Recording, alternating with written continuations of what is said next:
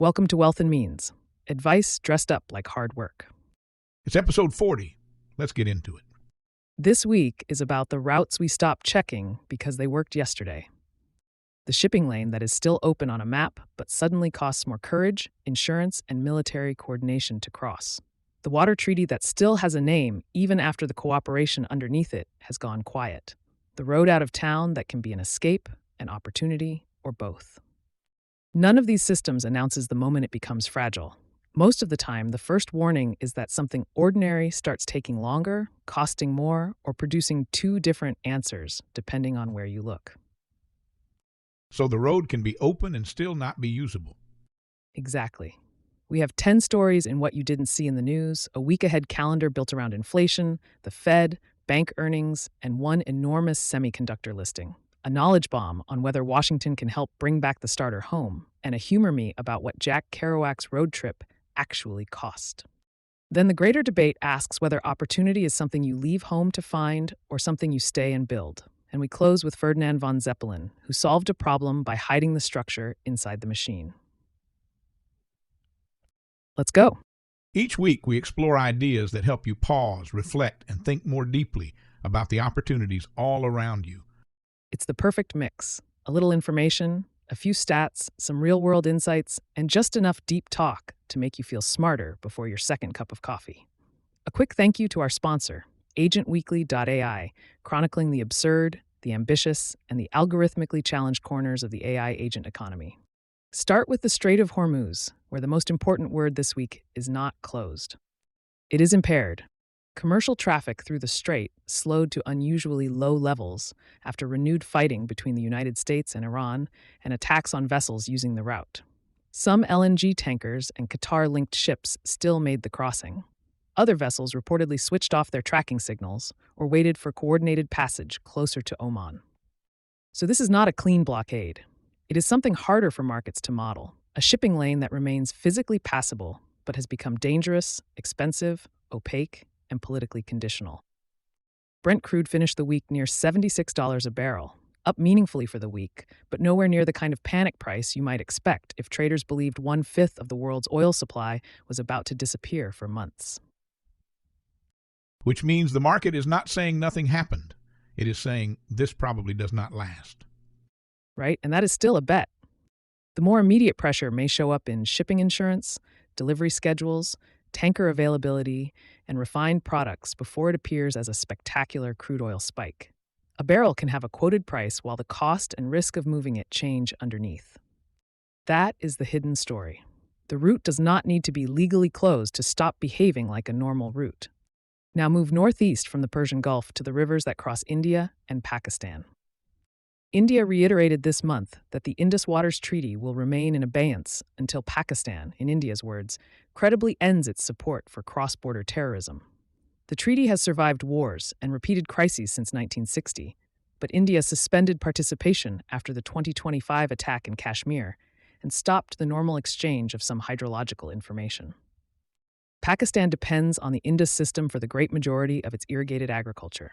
India cannot simply turn the river off like a faucet, but data, dam operations, project approvals, and timing all matter when farmers are planning around water that crosses a contested border. This is one of those disputes where the absence of cooperation is the event. Exactly. There may be no single dramatic morning when a water crisis begins. It can arrive as worse forecasting, tighter planting decisions, lower reservoir confidence, and eventually higher food prices.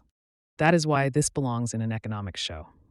Resource conflict usually enters the public conversation late, after it has changed crop output, trade flows, insurance, migration, or political stability. Next, a story that should be much louder than it is. The Ebola outbreak in the Democratic Republic of Congo has now passed 1,800 confirmed cases and is approaching 650 deaths. Africa CDC has described it as the continent's fastest-growing Ebola outbreak. Suspected cases have appeared outside the original areas, and a United States humanitarian worker has now tested positive. The strain is Bundibugyo virus, for which there is no approved vaccine or standard treatment. Containment is being complicated by conflict, attacks on health facilities, limited funding, and the basic difficulty of tracing people across unstable regions. And because the outbreak does not currently feel close to most American listeners, It gets treated as if it is small. That is the uncomfortable part. The lesson from outbreak response is not that every infection becomes a global pandemic. It is that undercovered emergencies often become harder and more expensive because resources arrive after the disease has built its own infrastructure. Attention is not a cure, but the absence of attention can become part of the transmission system. Now, a very different kind of contagion, retail traders remembering that short squeezes still work. Wendy's shares surged in late June after traders on Reddit and other social platforms gathered around a beaten down, heavily shorted stock with a famous consumer brand. The move was fast, meme-like, and largely detached from any overnight transformation in the number of hamburgers being sold. The important number was not the daily sales count. It was the amount of stock already sold short. Once a crowded bearish position met a sudden wave of buyers, some short sellers had to buy shares to close their positions, adding fuel to the rally. So Wendy's did not become a better restaurant in 24 hours. Not 26% better, no. The reason to keep watching the episode is not because Wendy's is the next GameStop. It is because the market mechanism remains available. A familiar brand, a depressed price, heavy short interest, a small enough float, and an online crowd can still create a temporary market where the position matters more than the company. Retail speculation did not disappear. It went dormant and waited for a recognizable mascot. From a stock market hiding pressure to a labor market doing the same. China is projected to have roughly 320 million people in flexible employment this year, about 44% of its workforce. That category includes delivery drivers, ride-hailing workers, freelancers, platform workers, and people moving between jobs without a conventional full-time contract. Gig work is acting as a shock absorber. It gives laid-off workers and graduates somewhere to earn. It also keeps people from appearing as fully unemployed. But a shock absorber is not the same thing as an engine. Many flexible workers earn less than they expected, compete in oversupplied markets, and remain outside the social insurance system. China can report that people are working while still facing a deeper problem about job quality, income security, pensions, and consumer confidence. Employment answers, did you work? It does not always answer, did the work build a life? And that distinction is coming to more countries than China. The more work migrates into flexible arrangements, the more governments will need to decide whether benefits belong to the job, the platform, or the person. Otherwise, the labor market can look resilient, while the welfare system quietly loses contributors. Back in Washington, a housing bill just became law in one of the least ceremonial ways possible. The 21st Century Road to Housing Act took effect after the president allowed the constitutional 10-day period to expire without signing or vetoing it. The legislation combines dozens of provisions aimed at making housing easier to build and finance. Environmental review changes, manufactured and modular housing reforms, small-dollar mortgage pilots, pre-approved building designs, appraisal and financing updates, and restrictions on certain large institutional investors buying additional single-family homes. This does not lower mortgage rates on Monday morning. It does not force a town to approve duplexes. And several pilot programs will still require rulemaking, appropriations, or local action before buyers see anything. So this is not a house. It is a new set of tools left at the job site. That is the right way to think about it. The opportunity is in watching who picks them up. Which lenders start making small mortgages? Which communities create pattern books and faster permitting? Which states make modular and manufactured homes easier to finance?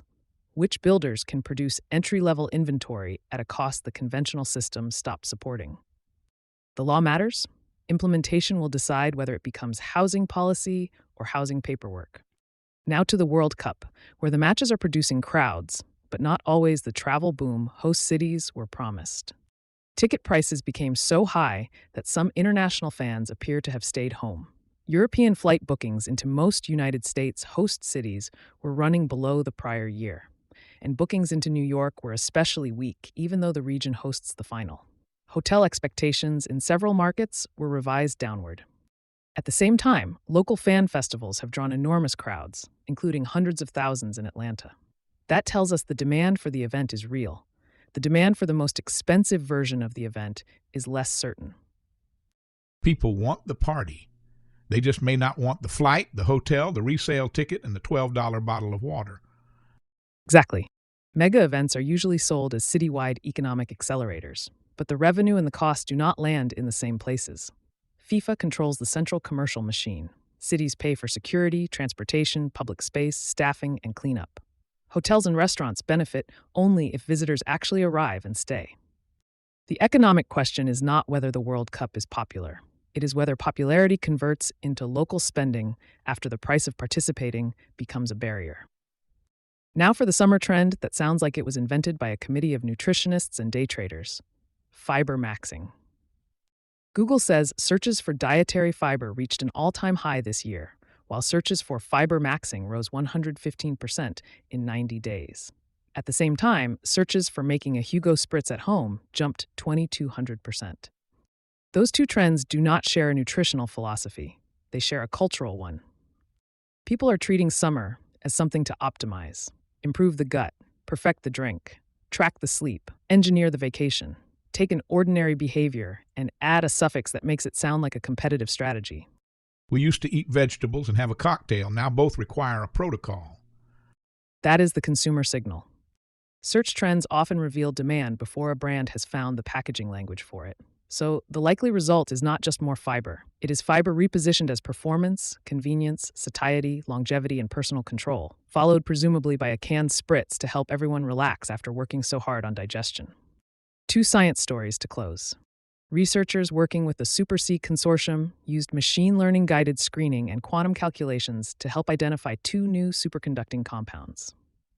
The important achievement is not that either material works at room temperature. They become superconducting below 1 Kelvin, which is extremely cold. The breakthrough is the search process. The universe of possible material combinations is too large to synthesize and test one by one. Machine learning can help eliminate unlikely candidates and direct expensive laboratory work toward the smaller set that physics says is worth making. So the computer did not discover the magic material. It helped scientists stop wasting time on the wrong shelves. Precisely. That method could matter far beyond superconductors. Materials science is full of enormous search spaces: batteries, catalysts, magnets, semiconductors, alloys. A better search method does not guarantee a revolutionary result, but it increases the number of intelligent experiments science can afford to run. And finally, the frog. A study published in 2025 resurfaced this week after researchers reported that a bacterium isolated from the intestines of Japanese tree frogs eliminated colorectal tumors in a mouse model after a single intravenous dose. The bacterium, Euangella americana, appeared to accumulate in tumors, attack cancer cells, and activate an immune response. In that specific experiment, the treated mice achieved complete responses. Now, the large warning label: mice are not people. A living bacterium placed into the bloodstream raises safety, dosing, manufacturing, and immune response questions that stand between an animal result and any human therapy. So this is not frog bacteria cures cancer. Correct. It is a strange biological result is interesting enough to keep testing. And that is still a remarkable story. Nature has spent millions of years conducting experiments in competition, defense, symbiosis, and survival. Drug discovery increasingly means learning how to search that library without pretending the first promising page is the finished book. That is the list. Now let's wake up ready. This is your macro weather report for the week of July 13th through the 18th. The busiest morning is Tuesday.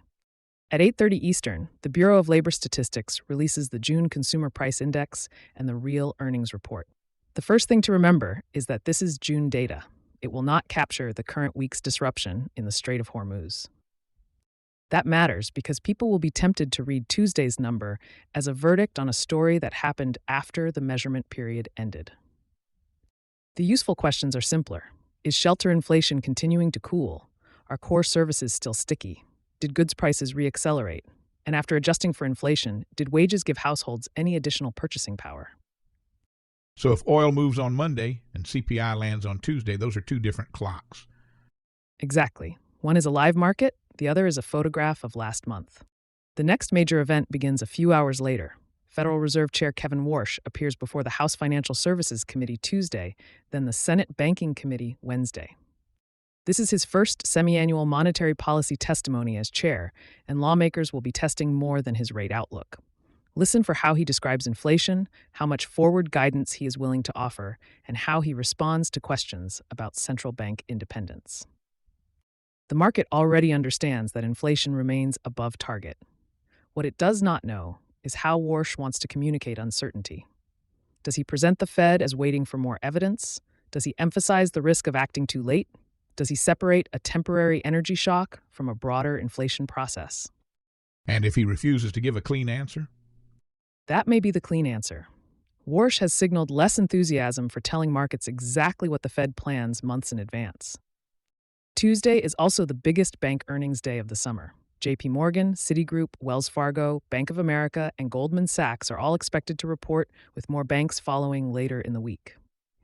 Forget the ritual of asking whether earnings beat by 3 cents. Watch the underlying businesses. Are deposit costs still rising? Is loan growth improving? Are credit card delinquencies and charge-offs stable? Did trading and investment banking revenue benefit from active markets? What do executives say about the consumer, commercial real estate, and the possibility of higher policy rates? The press release tells you what happened. The conference call tells you what management is afraid might happen. That is usually where the useful information lives. Wednesday brings the Producer Price Index, another inflation reading that can show pressure earlier in the supply chain. It also brings the second day of Warsh testimony and earnings from major financial and technology names. Across the week, semiconductor investors will be listening to ASML and Taiwan Semiconductor for evidence that the extraordinary spending cycle around advanced chips is still converting into orders, margins, and production capacity. Netflix adds a consumer and advertising signal later in the week. Then there is SK Hynix. The South Korean memory chip company completed a record-setting United States share sale and began trading on NASDAQ Friday under a temporary ticker. The shares opened well above the offer price and are scheduled to settle into the SKHY ticker Monday. The important question is not whether the first-day pop survives hour by hour. It is whether the enormous demand for the offering becomes durable ownership or merely a spectacular opening trade. A record listing can prove there is appetite. It cannot prove the appetite has a stop button. Exactly. SK Hynix sits at the center of high-bandwidth memory demand, which makes it a company story and a referendum on how much capital markets still want to pay for the AI infrastructure cycle. Now connect all of this to rates. The 10-year Treasury yield ended Friday around 4.5%, close to its highest level in roughly 2 months. A hotter CPI report, hawkish testimony, or stronger than expected growth commentary from the banks could push yields higher. Softer inflation or evidence of consumer strain could pull them back. But the part of the curve to watch most closely after the testimony may be the front end, because 2-year yields respond more directly to changing expectations for Federal Reserve policy. And finally, keep watching the Strait of Hormuz. Not simply the Brent quote. Watch whether normal vessel traffic returns, whether more ships travel without public tracking, whether insurers keep raising premiums, and whether coordinated passages become routine or exceptional. My personal watch for this week is the gap between the commodity market and the shipping market. If crude prices behave as though the disruption is temporary, while insurers and ship operators behave as though the risk is becoming structural, one of those markets will eventually have to revise its story. And that is how you wake up ready. Here is today's knowledge bomb. Washington may be trying to bring the starter home back from the dead. That does not mean Congress lowered mortgage rates. It does not mean the house you bookmarked on Zillow will return to its 2019 price. And it definitely does not mean a federal agency is about to place a charming 2-bedroom bungalow on your front lawn. What changed is less dramatic but potentially more useful.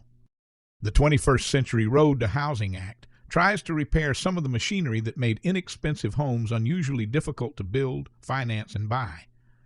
Start with a small mortgage. An $80,000 home sounds easier to finance than an $800,000 home. But the lender still has to process an application, verify the borrower, order an appraisal, meet disclosure requirements, close the loan, and service it afterward.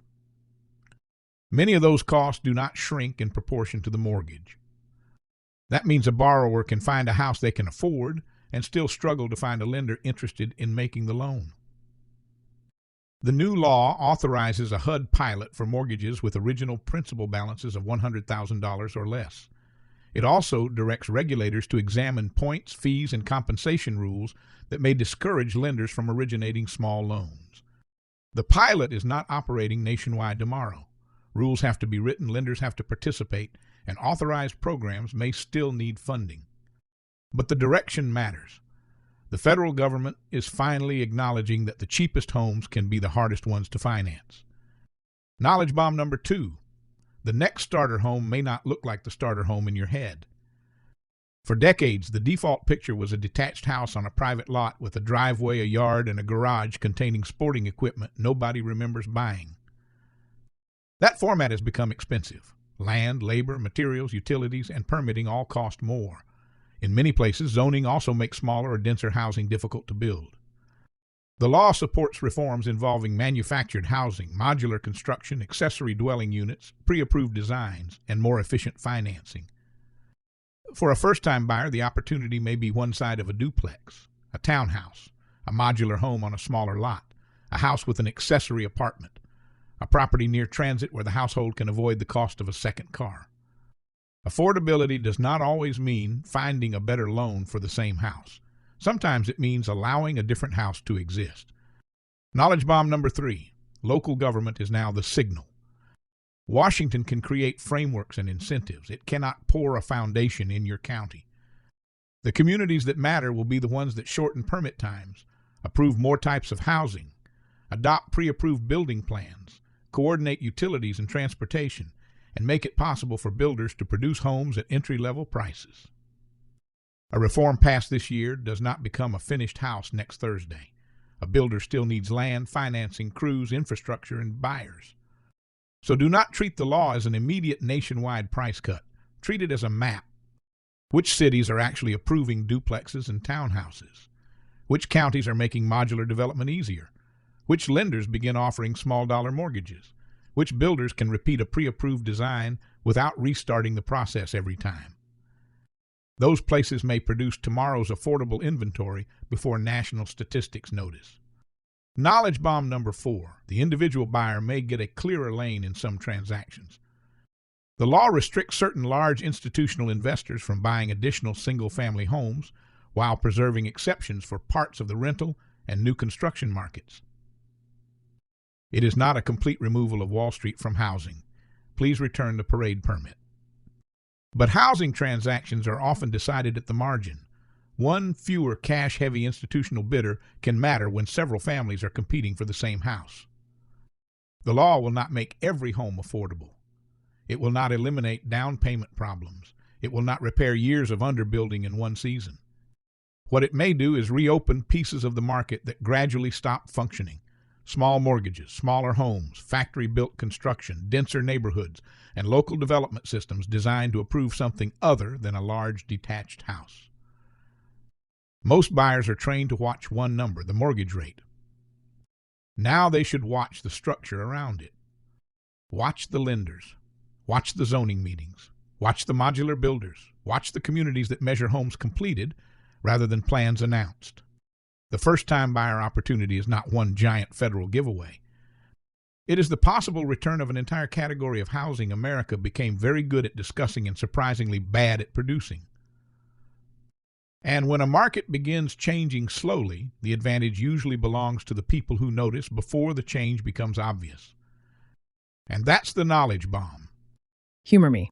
In On the Road, Sal Paradise begins his trip west in 1947 with about $50. Adjusted for inflation, that is roughly $750 today. Which sounds romantic until you try checking into a hotel with $750 and tell the front desk, "Do not worry, I will be gone by October." The trip is remembered as a triumph of freedom, spontaneity, and American possibility. Economically, it was also an advanced seminar in not paying retail. Sal hitchhikes. He sleeps on floors, he stays with friends, he takes temporary work, he borrows money, he occasionally treats hunger as a scheduling conflict. In other words, the road trip was financed through a complicated portfolio of cash, favors, hospitality, charm, discomfort, and other people's gasoline. We usually think of barter as two farmers beside a fence negotiating 3 chickens for a wheelbarrow. Modern barter is more subtle. Your friend helps you move. You buy pizza. Your neighbor watches your dog. You spend 6 months pretending not to notice that his hedge is now partly on your property. A startup offers employees equity instead of salary. That is barter, except one side is trading labor for a colorful presentation about the future. When prices rise, economists measure what happens to money. People respond by changing the transaction. You stop buying lunch and start attending meetings where lunch is provided. You stop paying for professional advice and ask a friend. Purely hypothetically, what would happen if someone had not filed taxes since 2022? You stop booking hotels and begin reconnecting with relatives in strategically located cities. Inflation does not simply increase prices, it improves our memory of everyone we have ever met. The official calculation says $50 became roughly $750. But that assumes the traveler is buying approximately the same basket of goods. Sal Paradise was not buying the basket. He was borrowing the basket, sleeping beside it, and asking whether the basket knew anyone headed toward Denver. A modern recreation of that trip would cost far more if every ride, meal, and room entered a cash register. The original budget worked because many parts of the journey never did. The real travel account included trust, family support, temporary labor, social risk, personal discomfort, and the willingness to become somebody else's unusual afternoon. So yes, $50 in 1947 is about $750 now. But $50, 3 couches, 9 strangers, 1 seasonal job, 2 borrowed meals, and a complete absence of concern for personal boundaries? That is apparently worth a literary career. Inflation tells us what money has lost. The road reminds us how much of life was never purchased in the first place.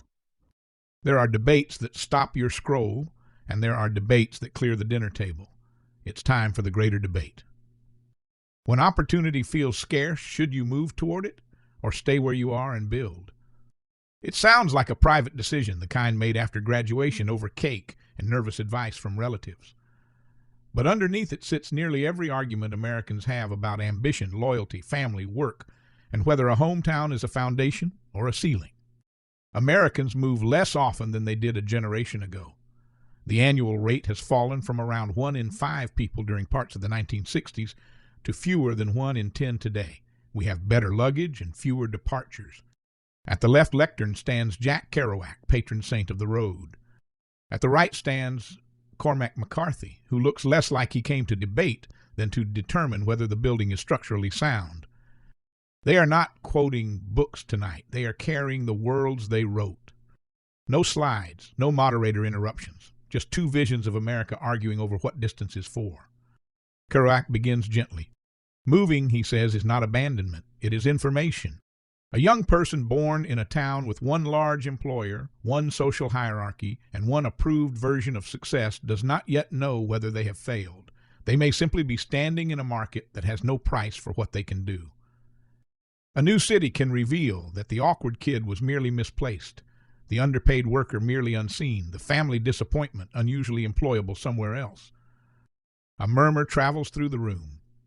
Everyone knows someone whose life changed because a bus ticket, an enlistment, a college acceptance, or a damaged car placed them beyond the reach of people who had already decided who they were. Kerouac presses. Labor markets are maps of mismatched demand. If your town has no work for nurses, coders, welders, artists, machinists, or teachers, remaining there does not make you loyal. It may simply make your talent cheap. Movement carries skill from where it is abundant to where it is scarce. The country grows because people can leave yesterday's economy and enter tomorrow's. McCarthy asks what is being counted. A higher salary? An apartment in a city where rent absorbs the increase? A better title, purchased with distance from aging parents, old friends, free child care, and the neighbor who owns every tool you will ever need? Economists measure wages more easily than belonging, he says, and then act surprised when their measurements recommend loneliness. The room tightens. McCarthy's first case for staying is compounding. Remain in a place long enough, and people learn your name, then your character, then what they can trust you with. Reputation becomes credit before a bank ever sees it. Relationships reduce the cost of finding work, raising children, starting a business, surviving illness, and hearing about an opportunity before it becomes a public listing. The person who stays may be accumulating an asset that cannot be packed because it exists between people. Kerouac answers without contempt. Community is real, but so is captivity wearing community's coat. A town can know your name and refuse to revise its opinion. Family can support you or draft you into a role you never chose. The kid who made one mistake at 17 may still be paying interest at 30. Sometimes anonymity is not loneliness. Sometimes it is mercy. That lands.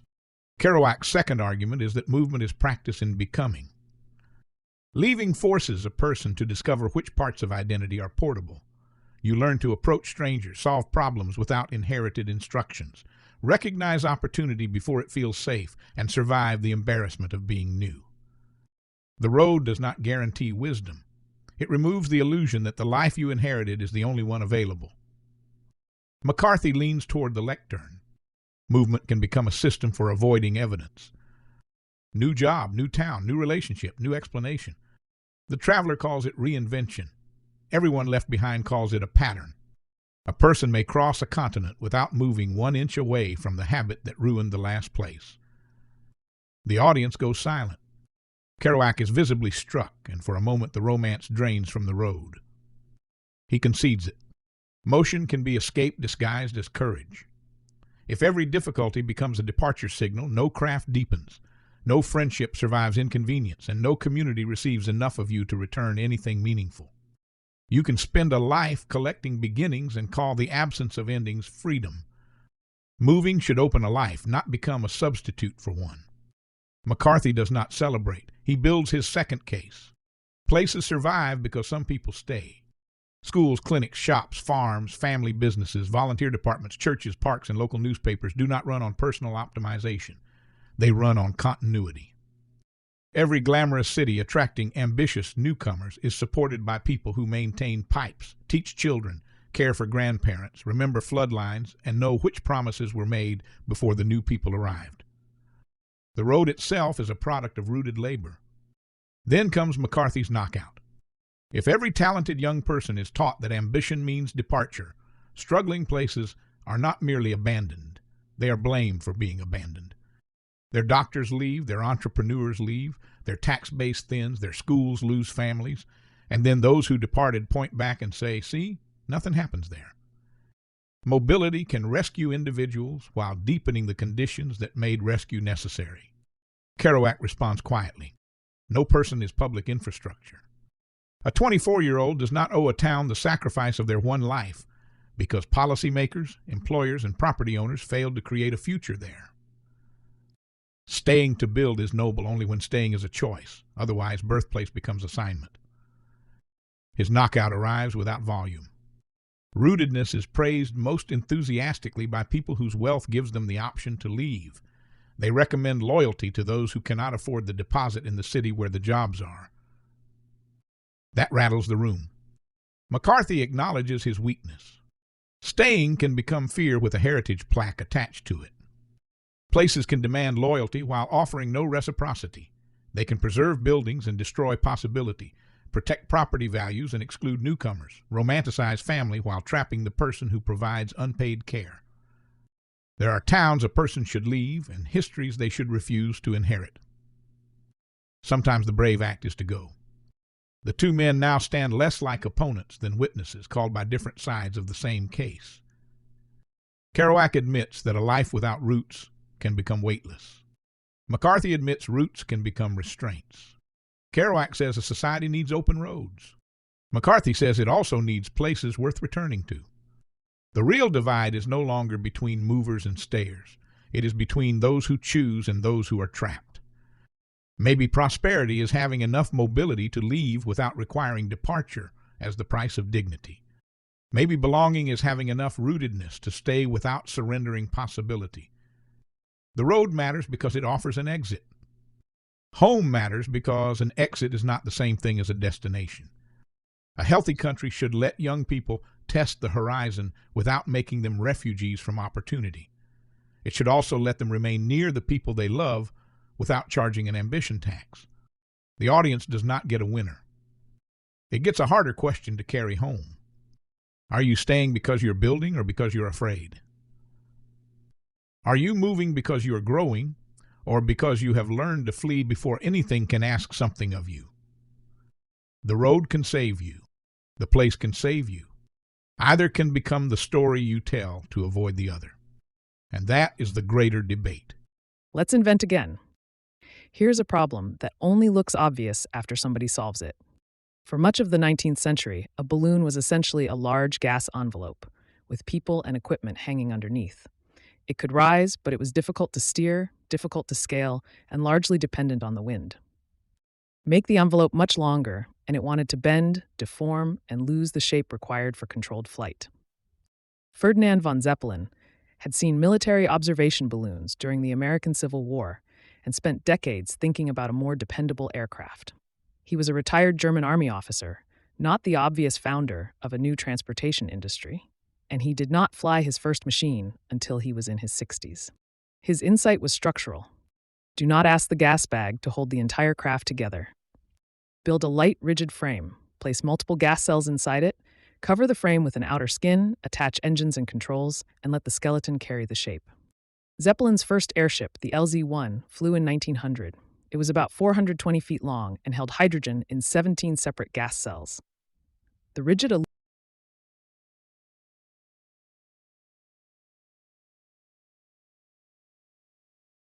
By 1910, Zeppelin airships were carrying paying passengers through DLAG, often described as the world's first commercial airline. The internal frame changed the question from can a balloon drift to can an aircraft this large become a system? That scale created new uses: passenger travel, reconnaissance, long-distance flight, and military operations. It also magnified every unresolved risk. A larger craft carried more lifting gas. It required more complex ground handling. It encountered weather as an enormous surface. It depended on engines, crews, navigation, infrastructure, and public confidence working together.